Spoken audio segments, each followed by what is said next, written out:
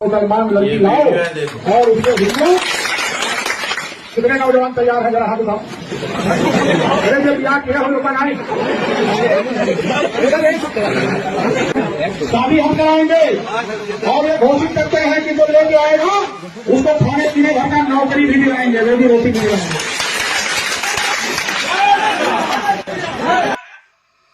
आप देख रहे हैं, यानी मंच पर ये जो भी कार्य करता है, आरएसएस का कार्य करता है या फिर बीजेपी का कार्य करता है, और बहुत सारे लोग बैठे हुए हैं, इनकी सोच देखिए आप। और ये मंच से ऐलान कर रहा है, यानी मुसलमान लड़की लाओ, जो मुसलमान लड़की लाएगा अगवा करके लाए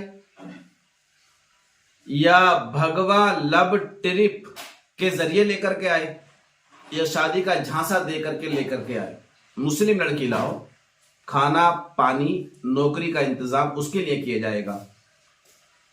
आप देख रहे हैं, आप अगर इसी बात को कोई मुसलमान नेता बयान कर रहा होता कि हिंदू लड़की लाओ, अगर आप हिंदू लड़की लाओगे उसके खाने पीने नौकरी का इंतजाम किया जाएगा, तो शायद हिंदुस्तान की सरकार को ये जुमले बर्दाश्त नहीं होते और वो दिन दूर नहीं होता कि 1 या 2 दिन या चंद दिन के बाद उस नेता के घर पर बुलडोजर पहुंच चुका होता और उसके घर को मिस्मार कर दिया गया होता।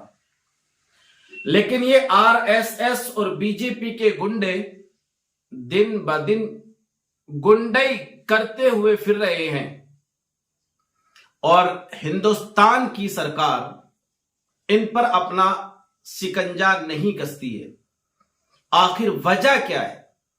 वजह यह है कि ये बीजेपी के सपोर्टर हैं, बीजेपी को वोट करते हैं। इसकी बुनियाद पर इनके ऊपर कार्रवाई नहीं होती है, अगर होती भी है तो हल्की फुल्की या थोड़ी बहुत दिखावे के लिए होती है।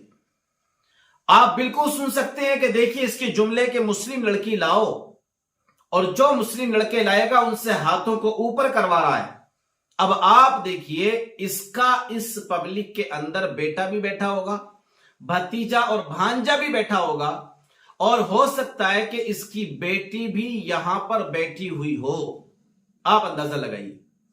चलो मान लेते हैं कि तुम्हारे हिंदू लड़के मुस्लिम लड़कियों को लाने लगे, शादियां करने लगे अपने घर में, उनको ला करके उनके साथ शादी के बंधन में बंधकर अपनी जिंदगी को गुजारने लगे, तो आपके शायद इस बयान को सुनकर के मुझे नहीं लगता कि आपकी मां बहन बेटियां भी खामोश रहेंगी, क्योंकि जब उनको हिंदू लड़के मिलना मयस्सर नहीं होंगे और मिलेंगे नहीं, क्योंकि वो तो मुस्लिम लड़कियों के पीछे पड़े होंगे, तो सीधी सी बात है आपकी लड़कियां कहीं ऐसा ना हो कि वो मुस्लिम लड़कों के चक्कर में पड़ जाएं और मुस्लिम लड़कों के घर में जाकर के अपनी जिंदगी को शुरुआत कर दें।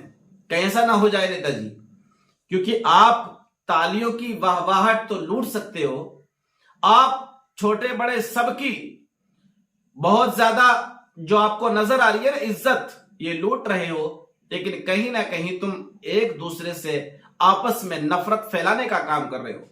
तो मोदी सरकार से या योगी सरकार से हम यही गुजारिश कर सकते हैं कि अगर इस तरह की अधर्म टिप्पणियां किसी भी मजहब को लेकर, किसी भी धर्म को लेकर कोई बंदा खुलेआम कर रहा है तो उस पर एक्शन लेने की जरूरत है। और ये शायद हमारी हिंदुस्तान की सरकार बाखूबी जानती है कि किस पर हमें एक्शन लेना चाहिए और किस पर हमारा एक्शन नहीं लेना चाहिए।